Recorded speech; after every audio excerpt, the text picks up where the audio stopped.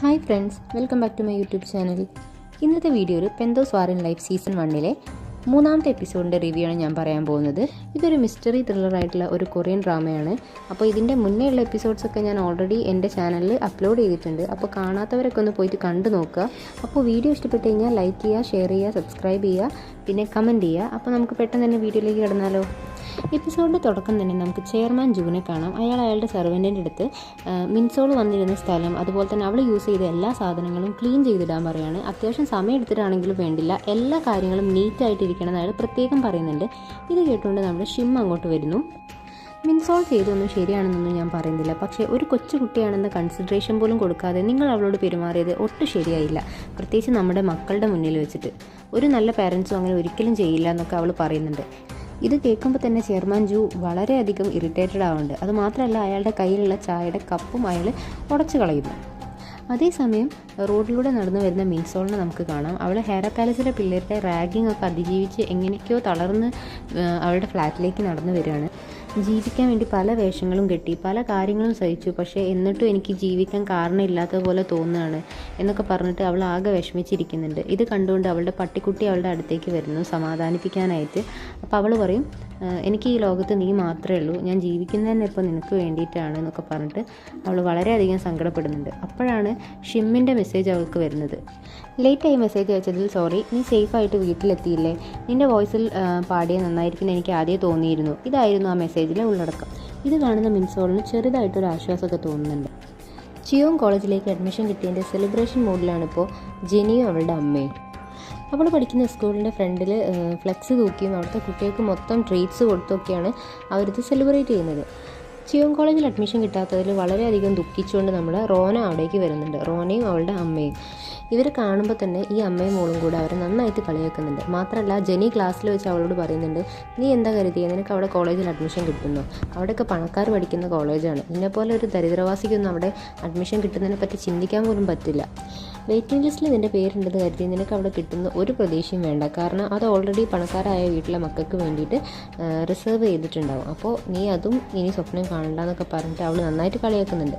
ഇത് കേൾക്കുമ്പോൾ റോനയ്ക്ക് പെട്ടെന്ന് ഹാംബ്യോളിൻ്റെ മുഖമാണ് ഓർമ്മ വരുന്നത്. കാരണം അവൾ തീരെ പെർഫോം ചെയ്തിട്ടില്ല എന്നുള്ള കാര്യത്തിൽ റോനയ്ക്ക് നല്ല ഉറപ്പുണ്ടായിരുന്നു. അതുകൊണ്ടാണ് അന്ന് അവൾ കരഞ്ഞുകൊണ്ട് പുറത്തേക്ക് വന്നത്.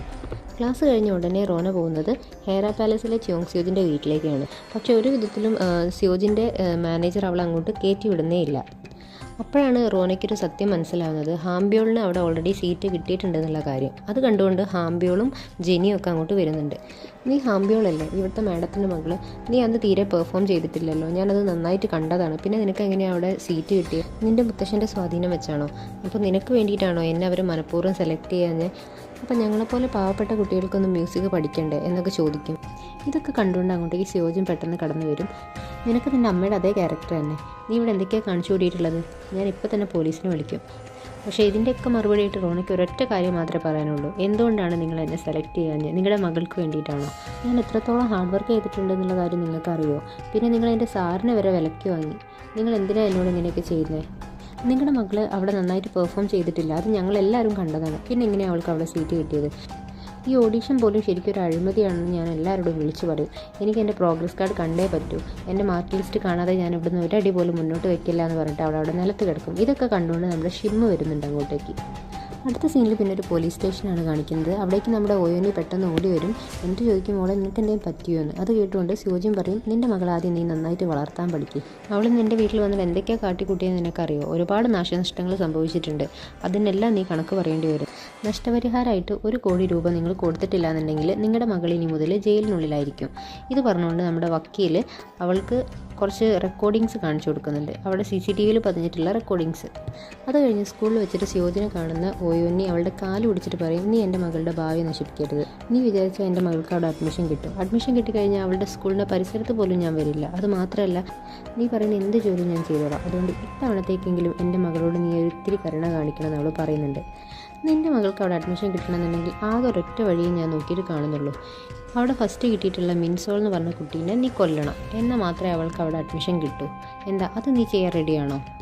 ഇത് കേൾക്കുമ്പോൾ ഓയോന്നി ആകെ ഷോക്കായിട്ട് നിൽക്കുകയാണ്.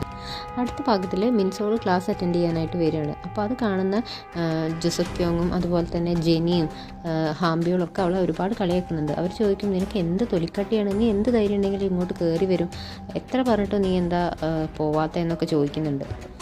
ഇനി എന്നെ ശല്യം ചെയ്താൽ ഞാൻ ഇതുപോലെ ആയിരിക്കില്ല റിയാക്ട് ചെയ്യാന്ന് പറഞ്ഞിട്ട് മിൻസോൾ അവർക്കൊരു വാണിംഗ് കൊടുക്കുന്നുണ്ട്. അപ്പോഴാണ് ടീച്ചർ വന്നിട്ട് മിൻസോളിനെ സിയോജിൻ്റെ റൂമിലേക്ക് വിളിപ്പിക്കുന്നത്. ഈ സ്കൂളിൽ തുടർന്ന് പഠിക്കാൻ ആഗ്രഹമില്ല എന്ന് പറഞ്ഞിട്ട് അവളുടെ സമ്മതപ്രകാരം സൈൻ ചെയ്ത് കൊടുക്കാൻ വേണ്ടിയിട്ടാണ് സിയോജി മിൻസോളിനെ റൂമിലേക്ക് വിളിപ്പിച്ചത്. പക്ഷേ ഒരു തരത്തിലും മിൻസോൾ അതിനടുക്കുന്നില്ല. കാരണം അവളുടെ ഏറ്റവും വലിയ ആഗ്രഹം പാട്ട് പഠിക്കുക എന്നുള്ളതാണ്. അവൾ ഒരുപാട് കേണ് പറയുന്നുണ്ട്, മാഡം എനിക്ക് ഇവിടെ പാട്ട് പഠിക്കണം നല്ല ആഗ്രഹമുണ്ട്, എന്നെ ഒരിക്കലും ഇവിടുന്ന് പറഞ്ഞയക്കരുതെന്ന്. നിന്നെപ്പോലെ ഒരു അനാഥ പെൺകുട്ടിക്ക് ഈ സ്കൂളിൽ പഠിക്കാൻ ഒരു യോഗ്യതയില്ല. അത് മാത്രമല്ല, നിൻ്റെ ക്യാരക്ടർ കണ്ടിട്ട് എൻ്റെ മകളും കൂടെ അതിലേക്ക് ഇൻഫ്ലുവൻസ് ആയ എന്ത് ചെയ്യും? എല്ലാം പറഞ്ഞ് ട്യൂഷൻ എടുക്കാൻ വന്നതിന് ഞാൻ നിങ്ങളോട് എല്ലാവരോടും മാപ്പ് പറഞ്ഞതാണ്. പിന്നെ അത് മാത്രമല്ല, ഹാംബിയോളിൽ ഞാൻ കാരണം ഒരുപാട് നല്ല ഗ്രേഡ്സും കിട്ടിയിട്ടുണ്ട്. പിന്നെ എന്തിനാ മാഡത്തിന് എന്നോട് ഇത്ര ദേഷ്യം? ഇവിടെ ഞാൻ എൻ്റെ ടാലൻറ്റോട് മാത്രമാണ് ജയിച്ചത്. അതൊരിക്കലും ആർക്കും വേണ്ടി വിട്ടുകൊടുക്കാൻ ഞാൻ റെഡിയല്ല. പിന്നെ മാഡം പറഞ്ഞ പോലെ എനിക്ക് പകർച്ചപ്പനിയൊന്നുമില്ല ഹാംബിയോളിന് പകരാനായിട്ട്. ഞാനും അവളെപ്പോലെ തന്നെ ഒരു മനുഷ്യനാണ്. ഇത് കേൾക്കുന്ന സിയോജിന് ദേഷ്യം വന്നിട്ട് അവളുടെ കപ്പിലുണ്ടായിരുന്ന വെള്ളം എടുത്തിട്ട് മിൻസോളിൻ്റെ മുഖത്തേക്ക് ഒഴിക്കും. എന്നിട്ട് പറയും, വെറും ഒരു അനാഥയായിട്ടുള്ള നീയും എൻ്റെ പൊന്നു മോളും തമ്മിൽ എത്ര വ്യത്യാസമുണ്ടെന്ന് എനിക്ക് ഇതുവരെ ഊഹിക്കാൻ പോലും പറ്റിയിട്ടില്ലേ? ഹാംബിയോളിന് നിങ്ങളെപ്പറ്റി കാര്യമായിട്ട് ഒന്നും അറിഞ്ഞൂടാ. ഞാൻ അവളോട് നിങ്ങളുടെ എല്ലാ കാര്യങ്ങളും പറഞ്ഞു കൊടുക്കട്ടെ. സൊക്യോങ്ങിൻ്റെ അച്ഛനും നിങ്ങളും തമ്മിലുള്ള റിലേഷൻഷിപ്പ് ഏത് ടൈപ്പാണെന്ന് എനിക്ക് നന്നായിട്ട് അറിയാം. അതിൻ്റെ തെളിവായിട്ട് ഒരു വീഡിയോ എൻ്റെ ഫോണിൽ ഇപ്പോഴും കിടക്കുന്നുണ്ട്. ഞാനത് നിങ്ങളുടെ മകൾക്ക് കാണിച്ചു കൊടുക്കണോ? എന്നെ ഇവിടെ തുടർന്ന് പഠിക്കാൻ അനുവദിച്ചാൽ എൻ്റെ വായിൽ നിന്ന് ഒരിക്കലും ഈ സത്യങ്ങളൊന്നും പുറത്തു വരില്ല. എന്താ വേണ്ടതെന്ന് നിങ്ങൾ തന്നെ തീരുമാനിച്ചോ? ഇതും പറഞ്ഞ് നല്ല സ്റ്റൈലായിട്ട് അവൾ അവിടുന്ന് പുറത്തേക്ക് ഇറങ്ങും.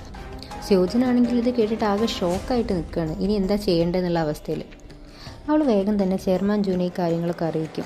ഇത് കേട്ടിട്ട് അയാൾക്ക് വലിയ കുലുക്കൊന്നുമില്ല. അവൾ ചോദിക്കും, നിങ്ങളെന്താ ഇങ്ങനെ ഇരിക്കുന്നത്? നിങ്ങളോട് ഞാൻ പറഞ്ഞൊന്നും മനസ്സിലായില്ലേ? ആ പെണ്ണ് ചില്ലറക്കാരിയൊന്നുമല്ല. അവൾക്ക് എന്നെ പോലും പേടിയില്ല. കണ്ടില്ല അവൾ എത്ര ധൈര്യത്തോടെ എൻ്റെ അടുത്ത് സംസാരിച്ചതെന്ന്? ചോദിക്കാനും പറയാനും ആരില്ലാത്ത ആ അനാഥ പെണ്ണിനെ പറ്റിയാണോ നീ സംസാരിക്കുന്നത്? ഞാൻ ജുദന്തയാണ്. ഞാൻ അങ്ങനെ ആരും പറയുന്നത് കേട്ട് പേടിക്കുന്ന ടൈപ്പല്ല. അവളെയൊക്കെ ഒതുക്കാൻ എനിക്ക് ഇത്തിരി സമയം മാത്രം മതി. അടുത്ത സീനിൽ മിൻസോളിനെ ഫോളോ ചെയ്തു പോകുന്ന ഓയോന്നിയാണ് കാണിക്കുന്നത്. അവൾക്ക് എങ്ങനെ അവളുടെ മോൾക്ക് അവിടെ അഡ്മിഷൻ കിട്ടണം എന്നുള്ള ഒരു ചിന്ത മാത്രമേ ഉള്ളൂ. അതിനുവേണ്ടി മിൻസോളിനെ കൊല്ലാൻ വരെ അവൾ റെഡിയാണ്. പക്ഷേ ഒരു തരത്തിൽ അവളെ ഉപദ്രവിക്കാൻ ഇവൾക്ക് പറ്റുന്നില്ല, ഓയോന്നിക്ക് സാധിക്കുന്നില്ല. തൻ്റെ മകളുടെ പ്രായം മാത്രമേ ഉള്ളൂ ഇവൾക്ക്. അതുമാത്രമല്ല, ജീവിക്കാൻ വേണ്ടി ഒരുപാട് കഷ്ടപ്പെടുന്നുണ്ട്. അവളും ഒരുപാട് ഹാർഡ് വർക്ക് ചെയ്തിട്ടും ആഗ്രഹിച്ചിട്ടൊക്കെ ആയിരിക്കില്ല അവിടെ ഫസ്റ്റ് പ്രൈസ് കിട്ടിയിട്ടുണ്ടാവുക. പിന്നെ ഞാൻ എന്തിനാണ് അവളെ ഉപദ്രവിക്കുന്നത്? ഇതൊക്കെയാണ് ഓയോന്നിയുടെ മനസ്സിലൂടെ അപ്പോൾ കടന്നു പോകുന്ന ചിന്തകൾ. അടുത്ത സീനിൽ നമ്മുടെ സിയോജിൻ്റെ ഭർത്താവായിട്ടുള്ള ഹായൻചൂട് വക്കീലിനെ കാണാനായിട്ട് പോയിരിക്കുകയാണ്. എന്തിനാന്ന് വെച്ചാൽ ഓയോന്നിയുടെ പേരിലുള്ള കേസ് പിൻവലിച്ചേക്കെന്ന് പറയാനായിട്ട്. വക്കീലിന് ഇയാളുടെ സംസാരം കേട്ടിട്ട് നല്ല ഡൗട്ട് അടിക്കുന്നുണ്ട്. അതുമാത്രമല്ല, ഡോക്ടറിനെ ചൊറിയാനായിട്ട് എന്ത് അവസരം കിട്ടിയാലും അത് നന്നായിട്ട് മുതലെടുക്കുന്ന ആളാണ് വക്കീൽ. 1 കോടി രൂപയ്ക്ക് ആരെങ്കിലും വേണ്ടാന്ന് വെക്കോ? എന്താ നിങ്ങളുടെ ഫസ്റ്റ് ലവ് എങ്ങാനാണോ അവൾ? ആയിരിക്കും, അല്ലാതെ ഇങ്ങനെയൊക്കെ ആരെങ്കിലും ചെയ്യുമോ? നിന്നോട് ഞാൻ പറഞ്ഞത് മാത്രം ചെയ്താൽ മതി, അല്ലാതെ എന്നെ കയറി ചൊറിയാൻ വരണ്ട. ഡോക്ടർ ഇതിന് നന്നായിട്ട് മറുപടി കൊടുക്കുന്നുണ്ട്.